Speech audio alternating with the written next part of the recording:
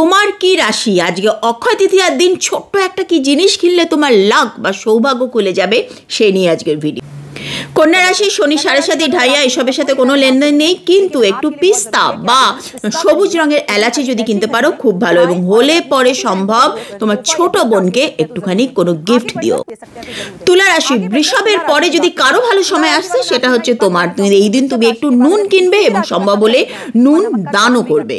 বৃশ্চিক রাশি, শনি যদিও পরেশানি দেবে না, কিন্তু তোমার দাম্পত্য জীবনে কলহ লেগেই থাকবে। সেই জন্য কি করবে, মন্দিরে গিয়ে লাল মুসুর ডাল বা গুড় দান করে এসো।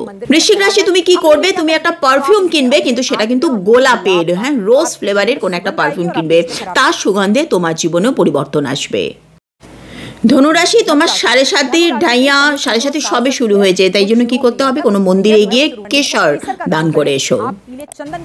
হলুদ, গুড় এবং চানার ডাল অবশ্যই বাড়ির জন্য তুমি এদিন কিনবে।